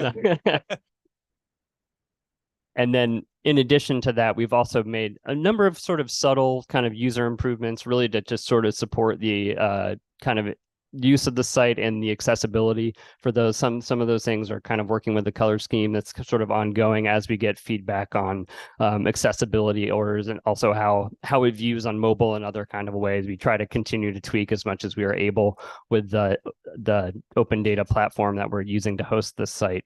The other thing that we've tried to do is enhance the navigation, and again, make it as much as we can sort of more user-friendly for those who are coming with particularly maybe less fluidity with dashboards, the ability to kind of see more easily how to navigate it, or what you can look at in the various views. So that's been the work that's been ongoing on the delinquent referral measure. Concurrently with that, we've also been working on the launch of a second measure, which was, again, for everyone's benefit of memory, these measures were identified initially through kind of the IO Youth recommendation process, and they were sort of prioritized based on data availability. And so we have worked with CSSD very closely to take the data that's been extracted related to those prioritized measures and then get these up in a public way. And so the second measure that we've been able to just very recently launch publicly is about the disposition of cases involving juveniles who are suspected of a first-time felony offense. So that measure, there was a considerable amount of work over the last several months to develop the measure and the views supporting that, given the various kind of case disposition outcomes, which I think the flow chart that Director Hunt presented previously does a very good job of showing how a case can result in different disposition outcomes. There was a lot of work to also build into this second measure some supports about what those disposition results mean. In addition to that, we have also spent a lot of time to try to make sure that we can compare those given the kind of different sizes of the case disposition volume. So for this measure, previously for delinquent referrals, we used a rate per 1,000 youth. For this one, we developed something called a relative rate index. It's a measure that is often used to look at equity issues, and it's something that the Office of Juvenile Justice and Delinquency Prevention, the federal agency, recommends as a way to kind of compare at key points sort of relative to another category how one group's outcome may differ or be similar to. So that is something that we have developed for this measure, and we have also tried to provide a lot of context to support people who may be unfamiliar with that measure, how it's calculated. We have, in fact, a whole resource site developed for that to help step people through that. So with all of that, we worked on that over the last several months, and then in October shared an early iteration of that, continued to tweak and also do some data quality control. And again, as I mentioned, we are very happy to have launched that in early November. So next slide, Brittany. just on a quick timeline update, this is again somewhat fungible. It really depends on the technical processes and the data availability. Again, it's not so much that the data aren't available, it's more about that extraction and exchange with OPM and then the transformation process that we need to do to get it into the public facing tool. But we are kind of in between the measures. We are going to be starting working on our third of the 4 prioritized measures for the initial dashboard build out. And we are very optimistic about the coming 2 measures. I think this measure that we just launched is probably one of the more complicated ones. So I think that's given the development technical team a lot of best practices for approaching the remaining 2 measures. So we will continue to build those out in the coming months and into 2024. And then from there, I think it will be a sort of revisiting process with the RED commission co-chairs about kind of next steps and where the roadmap for the dashboard will lead beyond that. So very excited to have that second measure up. And Brittany, if you want to go to the last slide here, this is just a quick screen cap of it. The site itself is live and the link is shown in that slide for ease of kind of technical difficulties. We won't pull the actual live site up, but you can go and you can find it currently right now. There is also a link to it on the OPM Criminal Justice Policy and Planning Division Research Unit page where you can navigate to both measures. And again, this data will be showing currently for this measure between 2019 and 2022. Eventually, the 2023 data will also be available. Probably in early 2024, we'll have a full 2023 calendar year worth of data and kind of 5-year time periods to look at various equity outcomes regarding first-time felony disposition. So again, the site is live and please visit it. And if there is additional feedback, please reach out to either Maurice or myself at OPM or various members of TAO or other JJPOC. And we are continually working on it and happy to take feedback as we go. And again, we hope people continue to find this tool useful to look at over time, the kind of equity impacts and differences on these various decision points in the system. So with that, I will turn it back to the chair. Thanks so much, Kevin. Appreciate your and Maurice's work and all across the JJPOC's contributions. The equity dashboard hosts data that OPM does not kind of manage and own. It's all made possible because of the data sharing that's worked out to make it possible. Any questions or input from the group? I just had a quick one then, Kevin. Could you just shrink down what is the kind of intended use of the equity dashboard compared to, for example, the presentation we just received on the trends, just to give people a sense of what might attract them to this tool and what they might expect to use the platform for? That's an excellent question, Mark. And I don't want to speak for all of the potential kind of uses. And I think the RED chairs in particular would probably have a lot to say about, we view them sort of as our primary user. But if I may say, I think the biggest use is obviously to take the understanding of the decision points in the juvenile justice system here in Connecticut to understand a bit and capture the context over time of some of those flows, but then also to specifically provide a point of comparison for differences or similarities by racial and ethnic groupings and also gender. The thing I will always try to make sure I remind people that this tool is not necessarily the final word in what you're seeing. So when you do see differences by race and ethnic groups, it really is to cause an identification of where at what point and kind of where, like by district or by municipality, these differences may be occurring, but then to prompt kind of further study and further analysis and discussion. So it's really a kind of a way to guide and better understand what is happening and then where to look further to understand what might be actually contributing to these differences that are showing up in this tool. Thank you so much, sir. Much appreciated. I think we'll move on to our next agenda item. The gentleman to Kevin's right is the Connecticut Chief Data Officer, Scott Gall. He directs data and policy analytics at the Office of Policy Management, and he's going to share with us a bit about the P20 WIN project. And I have a lot to say about it because I'm a big fan, but I'm going to not steal Scott's thunder. Let him take it away, sir. The floor is yours. You're certainly welcome to, Mark. Thank you, everyone. Like Mark said, my name is Scott Gall. I'm Chief Data Officer. My colleague Katie Breslin was planning to do the presentation. She is out sick, so I will do a less exciting version of it than she would have done.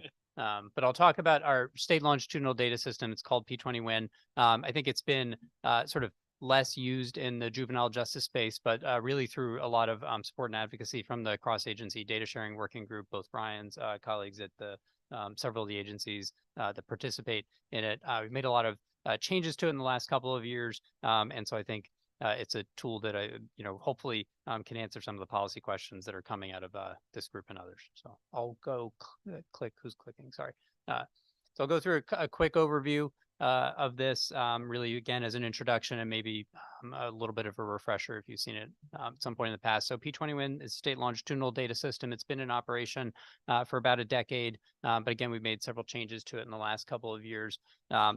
Primary function is to link data across a wide set of agencies, and I'll get to which in a second.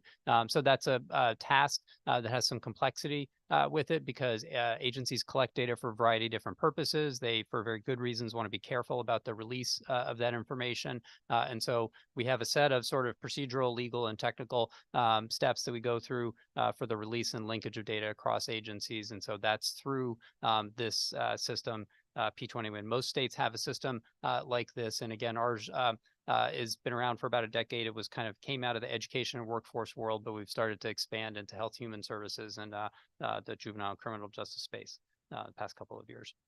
It's in statute 10A 57G, and OPM is the agency that administers it. We manage the governance functions, the membership, and sort of the end-to-end process, and working with the people who are using and requesting data out of the system. But it really relies on a set of 14 agencies that participate, actively contribute staff time, expertise to the governance process, and they contribute their data when there's a specific purpose and reason to do so. So we click to the next one. So what would you use this for? It's a system that's built really to answer research policy questions, program evaluation, that kind of thing. When there's a need to link data across one or more different agencies or systems. So you would need to do that when you're looking at something like program outcomes, when you're looking about transitions between different things. These longitudinal data systems were built to look at the movement of people across different sort of stages in the life cycle, from early childhood into K-12 education and post-secondary, navigating different parts of that health and human services system, or as I think we've seen with the flowchart and some of the other examples here, when they're navigating complex systems where they're touching, multiple different agencies, or you've got individuals that are touching different places. So it's intended to be able to answer research policy questions that where there's some agency linkage or interagency involvement. Rep. Walker brought up the Disconnected Youth report that came out a month or so ago. That's an example. That's a report that uses data from P20WIN. 5 agencies contributed, participated, linked data together to drive the analysis in that report. So that's an example, if you've read that, of where we're using that data now to answer those kinds of questions. I'll add this just as for awareness. When data are released, all the direct identifying information about individuals is removed from that. There's a lot of care that goes into not just the sort of technology, but the legal agreements and the policies and procedures that underlie that to make sure that it's a way that we can link this information without creating risk for the individuals who've provided their information to the state through those agencies. So, next slide.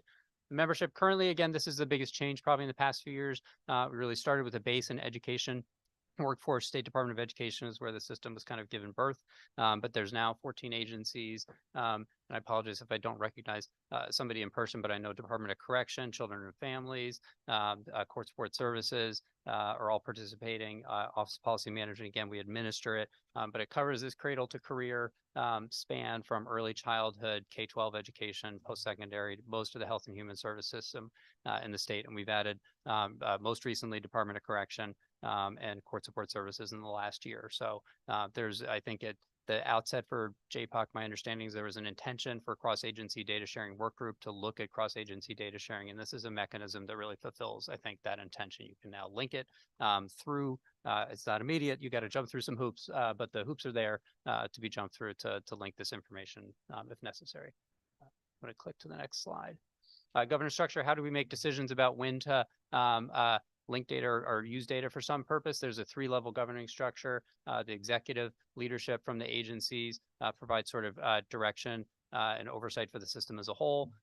We have a data governing board, which is really the policy board for the system that sets the policies and procedures for sort of moving data between the different agencies. Brian, to my left, is for whether he likes it or not, has devoted a lot of time to that group. And so we're grateful for his and many other people's expertise in that. And then there's a group of data stewards who are sort of involved in the day-to-day work of that and know the systems, know what's in the data, and so on. So we have a lot of, again, checks and balances in the process, and that governance structure is a big part of it. And Katie, again, is the person who sort of manages that aspect of it. But we've got those individuals from the agencies involved to make sure that they're careful stewards of their agency's data. And go to the next slide. How do we set priorities? We work with the agencies to identify priorities. This is the current and capture them in a learning agenda. This is sort of like a research agenda. It's a set of questions, research policy questions that come from the agencies that are involved. These are due for an update, basically, but this is the current learning agenda. It covers these 5 different, I think five different topics. We try to refresh this every couple of years, and again, with several new members in the last couple of years, this is due for a refresh. But again, I think the intention is really to be able to answer these kinds of policy questions. If someone says, you know, what's the we talked about crossover youth or earlier, what's the population there? What are outcomes for individuals in this program? Are people finding, you know, work coming out of reentry programs? Those are questions that this type of system is built to answer. So we need the questions to drive the system, and we try and capture that in that learning agenda every couple of years. Next slide. These are some of the things that folks might have seen coming out of P21 in the last couple of years. Again, that the Disconnected Youth Report got a lot of publicity, and that involved 5 agencies putting a lot of time and effort into working on that. We'll have an analysis of post-secondary outcomes in a month or so. And then there's some smaller reports looking at college and career readiness, manufacturing programs through State Department of Ed. And we're looking at these areas for kind of involvement between different systems as likely topics that'll get picked up at some point in 2024. But again, it's a system that answers questions that can be brought from a variety of different parties. Agencies are the ones contributing the data, but questions can come from researchers, evaluators, policymakers, and so on. So it's a system that's there, and again has undergone a bit of change in the past couple of years, and again through a lot of support from the cross-agency data sharing working group, we thought it was time for an update so that folks knew kind of the status quo for this. That is all that I had planned to cover, I believe. Thank you. Oh, there's a process, and if you want to know the process, I'm very happy to talk about this in detail, but I know we have a limited amount of time. So how do you get data? Thank you, sir. And it's great to see the crossover youth, because I had forgotten. I remember during a presentation recently from the Department of Children and Families, we discussed efforts to support analyses and improve coordination from JJ and child welfare. And I remember now that there's an effort within P20WIN to support that data sharing effort, I believe. We're hoping. Progress, but encouraging. Mm-hmm. Very good. And I think the question just came in about how do reports like the Disconnected Report help P20WIN learn and help to improve a system technical functionality, responsiveness, and data sharing? Like maybe some lessons learned from that coordination you've attained? Yeah, and I would say that's a very good example, the Disconnected Youth Report, because it's complex. It involved a lot of new agencies, and so Boston Consulting Group is the group that got the data, and we asked them, and they were, I think, very welcoming to this, to give us not only do the analysis, but also give us feedback on the process overall. The process has a lot of steps in it. It's not a quick process. The steps are often there for good reason, but they did a very good job kind of giving feedback, and we are trying to sort of welcome feedback on the system so that we're not only learning from the data, but about the process itself. So some good lessons learned coming out of that. It's again not a quick or easy process, but we look to learn through all these examples. Thank you, Scott. Very helpful. Representative Walker, I see your hand up, madam. Yes, thank you. And I thank you for this presentation. First off, the database that we have developed with P20WIN, is that ongoing, and are all the agencies that are participatory in it providing the data each year, each quarter? How is the information gathered from it? Yeah, and again, I'm happy to go into more detail at any point if folks wish, but sort of a short version, it's an ongoing effort. So it's been around for the past decade and was probably a little underutilized in the past, but it's an ongoing effort that I will say from the OPM side, certainly plan to continue supporting. It's in state statute, so it's not going anywhere. Or I hope. It's not the way the data is pulled. It's not on a periodic basis. It's on demand, essentially. So if there's a question, someone says, these are the data sets that I would link. We pull it on demand to answer that specific question. That creates some other steps in the process, but it means that we're a little more careful with the release of data, so that it's only released when it's absolutely necessary. Thank you, and I appreciate that. And yes, we would like to know how we could tap into the different databases, because as you can see, there's several agencies that are involved in some of the process that we're looking at in JJPOC, and it's important that we look at them through multiple lenses that multiple agencies do. So thank you so much for that. And the data is it's not going away. P20 is going to be around for a long time, correct? I hope so. So yeah. All right. Well, thank you. Thank you. I'd say, yes. Thank you so much, Rep. Walker. And indeed, I think both the number of participating agencies and entities has grown. Department of Corrections, the latest, and the Judicial Branch Court Support Services Division right before that. So it's moving in a good direction, expanding and improving the user experience. Any other questions on P20 Win? I think my esteemed co-chair may have had some thoughts and reflections to share. I don't know, sir, I'm jumping the spot, but I want to give you the floor, sir, if you wish. Thank you. First, I just want to thank everyone that's here today, and that those that couldn't be here that might be online. Bill mentioned the work that's been done by this committee since before I got here. And then even as I've seen since I've been here, just the continuation of hard work and nonstop things that this committee does to make sure that our children come first, and that people understand the dynamics when it comes to the courts or the juvenile system or the policy. The things that have changed and developed in the last 5-6 decades. I think Bill said it might have been even up to 9 or 9 years that this committee has been together is outstanding. And I really mean, when I say outstanding, it's outstanding, because the things that have transformed for our kids are just unbelievable.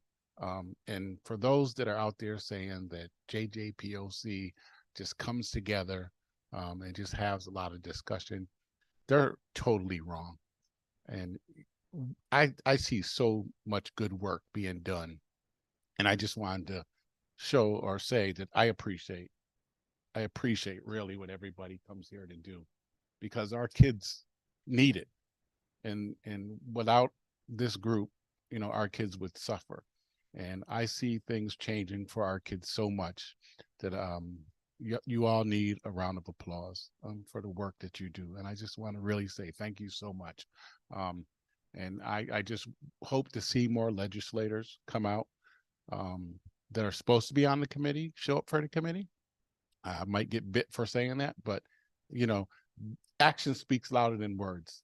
And this committee shows actions. Whether they're here or not, this committee shows actions. And I just want to say thank you.